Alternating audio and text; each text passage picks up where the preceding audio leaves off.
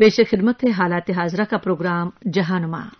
آج جہانما میں شامل موضوعات اس طرح ہیں: ہندوستان اور امریکہ کے درمیان $3 ارب مالیت کے دفاعی سمجھوتوں پر دستخط، ملائیشیا میں وزیر اعظم مہاتیر محمد کے استعفے سے سیاسی عدم استحکام کی صورتحال، امریکہ کا طالبان کے ساتھ آئندہ مذاکرات کے لیے افغان لیڈروں سے اتحاد کا مطالبہ، کورونا وائرس کے پھیلاؤ کو روکنے کے لیے ممالک کا سفری سہولت کو محدود کرنے کا فیصلہ، پاکستان کے سابق وزیر اعظم نواز شریف کی ضمانت میں توسیع سے انکار، کرتارپور راہداری کو کسی بھی حالت میں بند نہیں ہونے دیا جائے گا کیپٹن امرندر سنگھ، جموں کشمیر مزید 189 ویب سائٹ وائٹ لسٹ میں شامل، اور دہلی کے متاثرہ علاقوں میں سلامتی دستے تعینات، حالات قابو میں۔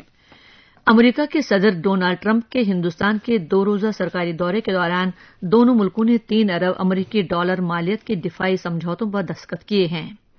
اسی سے متعلق آل انڈیا ریڈیو کی ایک خصوصی رپورٹ کے مطابق وزیر اعظم نریندر مودی نے ہند امریکی تجارتی تعلقات پر کہا ہے کہ ہندوستان اور امریکہ کھلی، منصفانہ اور متوازن تجارت کے پابند ہیں، اور انہوں نے کلیدی توانائی شراکت داری کو وسعت دینے کا فیصلہ کیا ہے، جبکہ صدر امریکہ نے اپنے بیان میں کٹر اسلامی دہشت گردی سے اپنے شہریوں کو بچانے کے دونوں ملکوں کے عزم کا اعادہ کرتے ہوئے کہا ہے کہ دونوں ملکوں نے منصفانہ اور دو طرفہ باہمی اقتصادی تعلقات پر سنجیدگی سے تبادلہ خیال کیا۔ رپورٹ میں خارجہ سیکریٹری ہرش وردھن سنگلا کے حوالے سے مزید کہا گیا ہے کہ دونوں عالمی رہنماؤں نے سلامتی، دفاعی، توانائی، ٹیکنالوجی اور عوام سے عوام کے رابطے جیسے معاملات پر بات چیت کی۔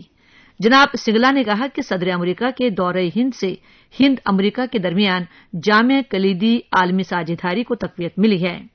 رپورٹ میں مزید کہا گیا ہے کہ احمد آباد میں موٹیرا اسٹیڈیم سے نئی دہلی میں راشٹرپتی بھون میں ہندوستانی قیادت کے ساتھ آخری ملاقات تک صدر ٹرمپ کے دورے کے دوران ہندوستان اور امریکہ کے درمیان بڑھتی ہوئی گرم جوشی اور نزدیکیوں کا مشاہدہ کیا گیا۔ ملائیشیا میں وزیر اعظم مہاتیر محمد کے وزارت عظمیٰ سے مستعفی ہونے کے فیصلے نے ملک میں سیاسی عدم استحکام کی صورتحال پیدا کر دی ہے، جس سے آنے والے دنوں میں ملائیشیا کو بدترین بحران کا سامنا کرنا پڑ سکتا ہے۔ اسی سے متعلق روزنامہ ہندوستان نے اس معاملے پر اداریہ تحریر کیا ہے۔ اخبار رقم تراز ہے کہ مہاتیر محمد کے پیر کو وزارت عظمیٰ سے اچانک استعفی دینے سے ملائیشیا میں سال 2018 کے بعد ایک نیا سیاسی بحران پیدا ہو گیا ہے۔ اس سے مخلوط حکومت کے ذریعے شروع کیے گئے اصلاحات کے عمل بھی متاثر ہو سکتے ہیں۔ اخبار کا کہنا ہے کہ 1981 سے 2003 تک ملائیشیا پر حکومت کرنے والے مہاتیر محمد اور کبھی ان کی کابینہ میں جیل جانے تک شامل رہنے والے انور ابراہیم نے سال 2018 کے عام انتخابات سے قبل ہی مفاہمت کر لی تھی۔ اخبار کا کہنا ہے کہ مہاتیر محمد کو اقتدار انور ابراہیم کے حوالے کرنی تھی، لیکن اس سلسلے میں انہوں نے انور ابراہیم کو اقتدار کی منتقلی سے متعلق وعدہ کیا اور نہ ہی کوئی مدت دی۔ علاوہ ازیں مہاتیر محمد کے اس فیصلے سے مخلوط حکومت میں شامل اتحادی پارٹیاں بھی الگ ہو گئی ہیں اور مستقبل قریب میں کسی اتحاد کے امکانات بھی نہیں ہیں، جس سے صورتحال اور زیادہ سنگین ہو گئی ہے۔ امریکہ نے افغانستان کے صدارتی انتخابات میں صدر اشرف غنی کی کامیابی اور انہیں مبارکباد دینے سے قطع نظر افغان لیڈروں کو طالبان کے ساتھ آئندہ مذاکرات کے لیے متحد ہونے کا مطالبہ کیا ہے۔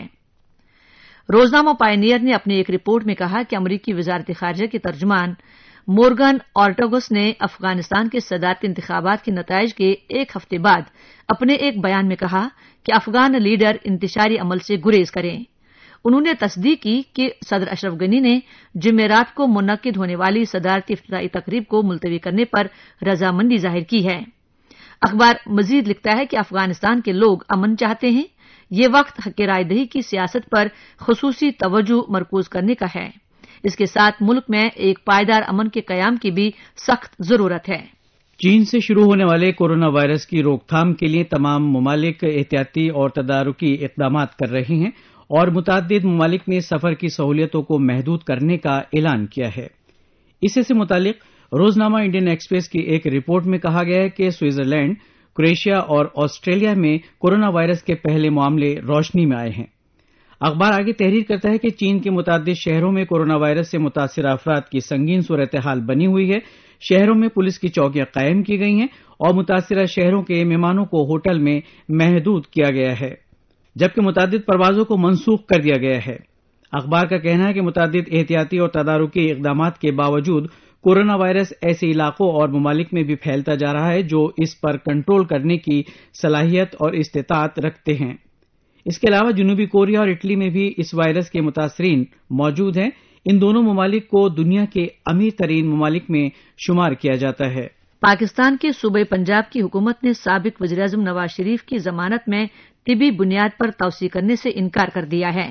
اسی سے متعلق روزنامہ انڈین ایکسپریس کی ایک رپورٹ کے مطابق پاکستان کی صوبائی وزیر قانون راجہ بشارت نے کہا ہے کہ صوبائی حکومت کی کابینہ نے غیر ملک میں علاج کرانے والے 70 سالہ نواز شریف کی طبی بنیاد پر ضمانت میں توسیع کرنے سے انکار کر دیا ہے۔ اخبار وزیر قانون راجہ بشارت کے حوالے سے مزید رقم دراز ہے کہ نواز شریف کی ضمانت میں مزید توسیع سے متعلق درخواست میں طبی، آئینی اور اخلاقی بنیاد پر کوئی ثبوت داخل نہیں کیا گیا ہے۔ واضح ہے کہ پاکستان کے 3 بار وزیر اعظم رہے نواز شریف 19 نومبر 2019 کو علاج کرانے کے مقصد سے لندن روانہ ہو گئے تھے۔ اس کے بعد نواز شریف کی سیاسی پارٹی پاکستان مسلم لیگ نواز اور وزیر اعظم عمران خان کی سیاسی پارٹی پاکستان تحریک انصاف پارٹی کے درمیان سخت اختلاف ہو گئے تھے۔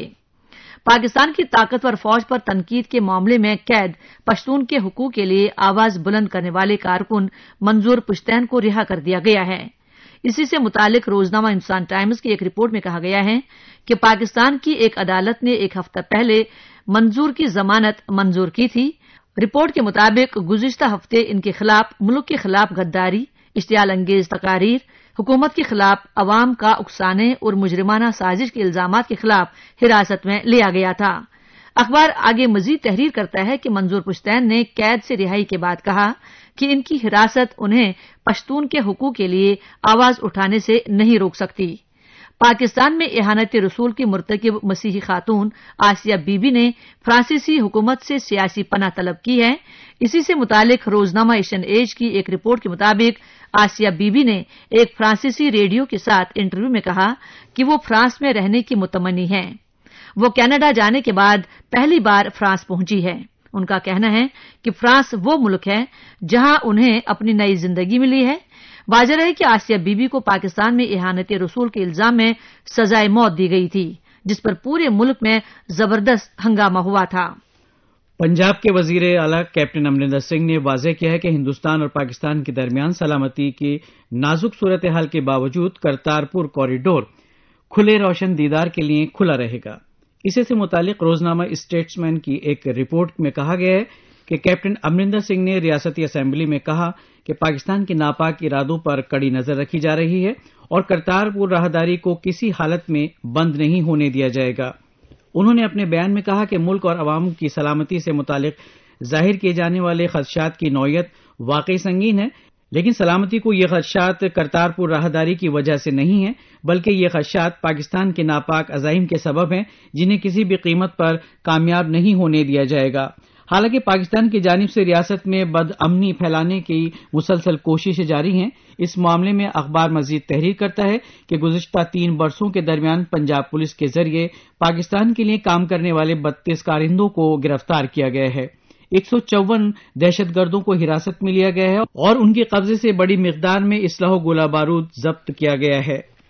Jammu Kashmir high speed internet کی معطلی میں مزید 1 ہفتے کی توسیع کی گئی ہے۔ اس دوران انتظامیہ نے مزید 189 ویب سائٹ کو رسائی کے زمرے میں شامل کر لیا ہے۔ اسی سے متعلق روزنامہ ٹریبیون نے اپنی ایک رپورٹ میں کہا ہے کہ جموں کشمیر انتظامیہ نے منگل کو ایک میٹنگ میں انٹرنیٹ سے متعلق سرگرمیوں کا جائزہ لیا اور ہائی اسپیڈ انٹرنیٹ یعنی 3G اور 4G کو مزید 1 ہفتے معطل رکھنے کا فیصلہ کیا، جس سے انٹرنیٹ کی معطلی کے 7 مہینے ہو جائیں گے۔ اخبار مزید تحریر کرتا ہے کہ ہوم ڈپارٹمنٹ کے مطابق سلامتی کے پیش نظر virtual private network VPN کا ملک مخالف عناصر کے ذریعے غلط استعمال جاری ہے۔ VPN کو ویب سائٹس اور سوشل میڈیا کو بلاک کرنے کے لیے استعمال کیا جاتا ہے۔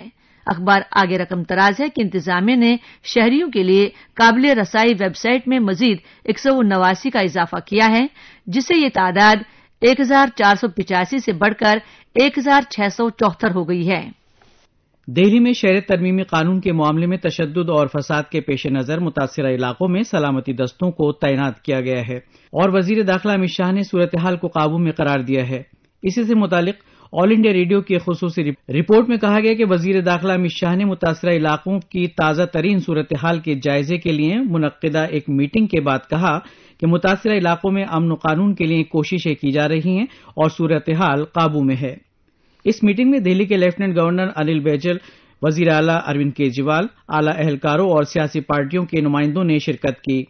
اخبار مزید تحریر کرتا ہے کہ وزیر داخلہ نے لوگوں سے افواہوں پر دھیان نہ دینے کی اپیل کی ہے اور تمام سیاسی پارٹیوں سے پارٹی وابستگی سے اوپر اٹھ کر کام کرنے کی اپیل کی ہے۔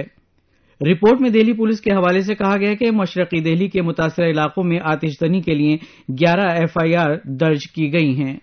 ابھی آپ سن رہے تھے حالات حاضرہ کا پروگرام جہاں نما۔